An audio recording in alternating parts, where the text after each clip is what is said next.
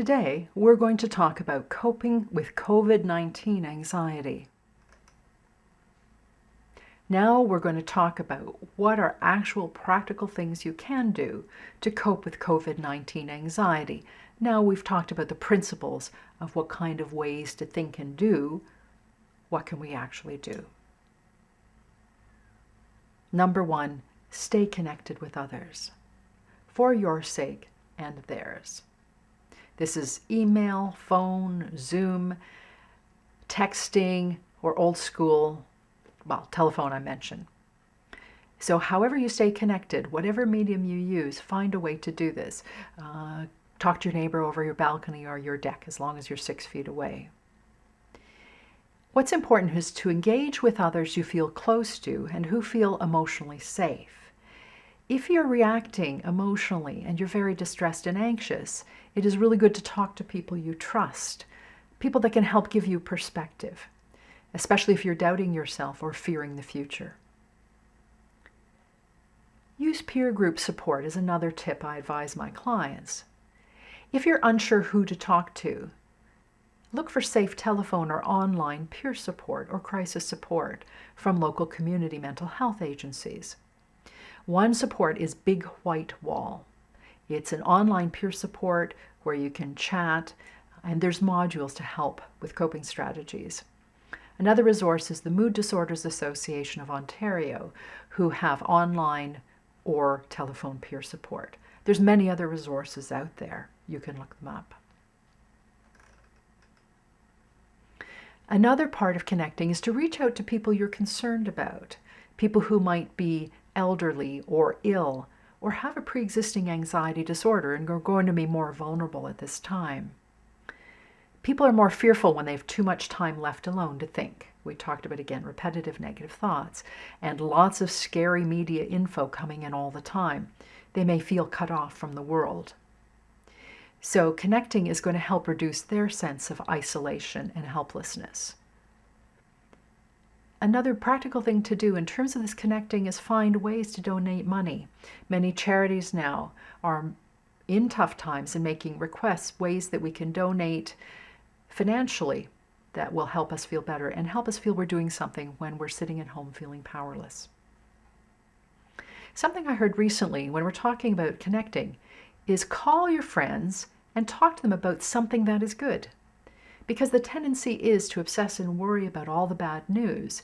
To consciously say, tell me something good that you've done today or that happened or that you read or saw, to focus on the positives, as we mentioned before. That will help with the anxiety. It will also help you both look for evidence that this is not the end of the world and find other ways to think. Connecting with others will calm your hyper-vigilant stress response and help you to feel more in control. Another very important tip, limit time on media. Reduce your access to bad news. If you've obsessively been watching a 24-hour news cycle on COVID-19, the news feeds are responding to every worry, you've been responding to every alert, you're never going to get a break from those anxious thoughts and physical responses.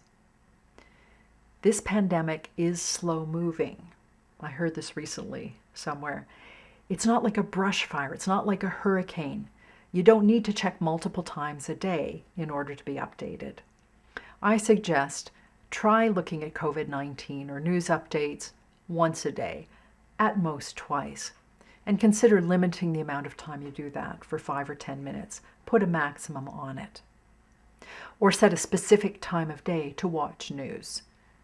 And I especially recommend not at bedtime, not even with an hour of bedtime, when we're talking about how to help ourselves sleep more effectively.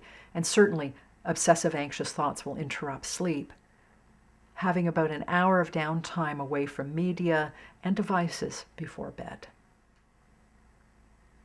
Turn off your alerts or use the mute feature to limit your exposure to certain keywords or users.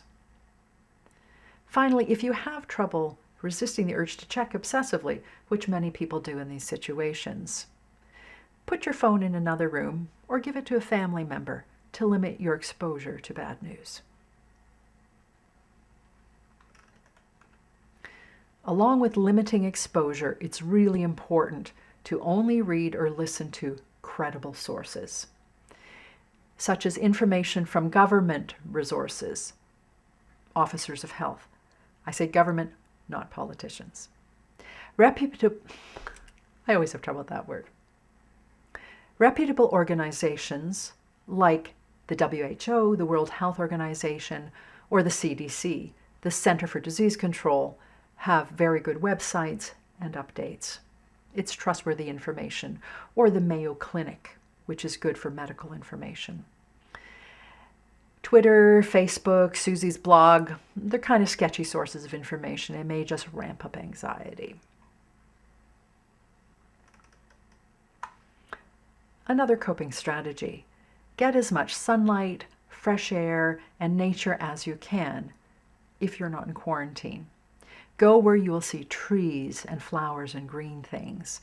It's been shown to calm down that hyperarousal system. Walk your dog. I've seen lots of people walking dogs.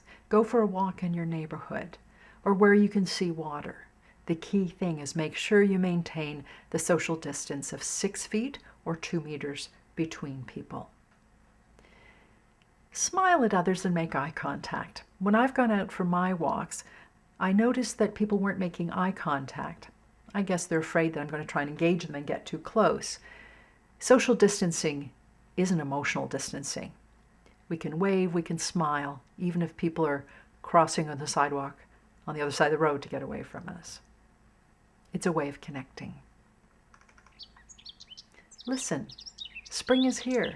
The birds are singing. They're not affected by these restrictions. I find just hearing a bird song quite uplifting to my mood. Another tip, and we keep hearing this, try to keep active. So this is even if you are stuck inside. You can use a treadmill or a stationary bike. There's online yoga resources, exercise resources. Do YouTube exercises.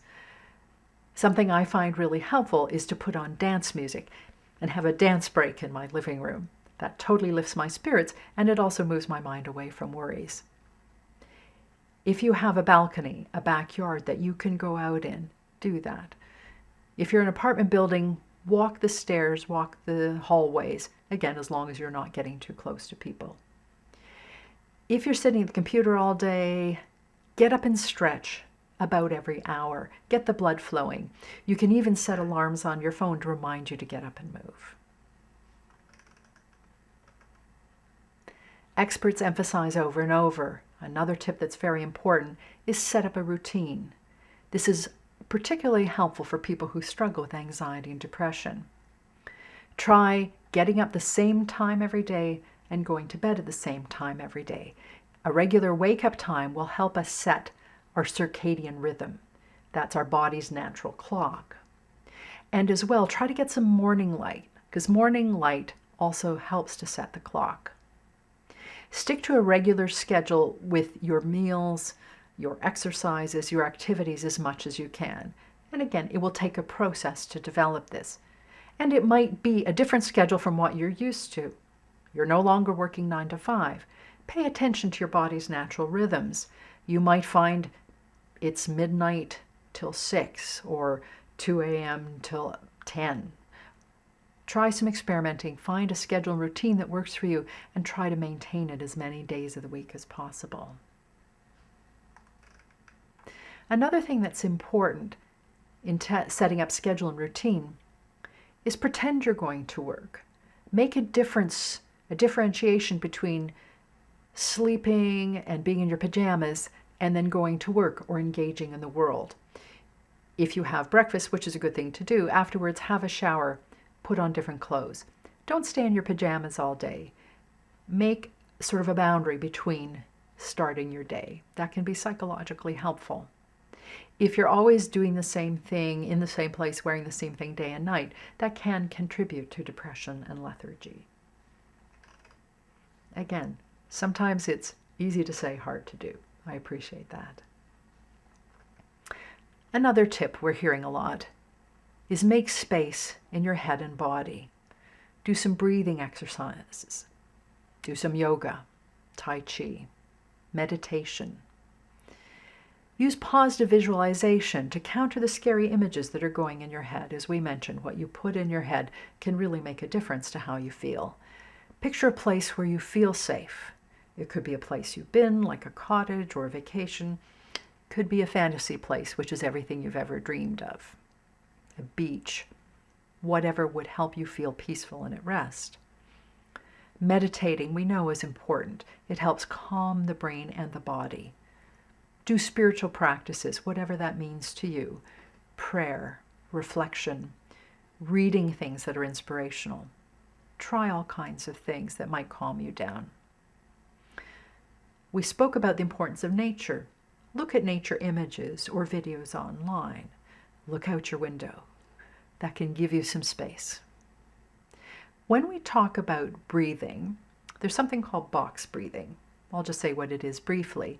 If we think of a box, it has 4 sides. So box breathing basically means the breathing in slowly through our nose and then out through our mouth to the count of 4, counting 4 in, counting 4 out, and then doing it 4 times like a box. And then doing that 4 times a day. This is part of mindfulness. If we practice stopping and consciously breathing, with practice over time, the relaxation response will start to kick in sooner. Listen to music that's relaxing.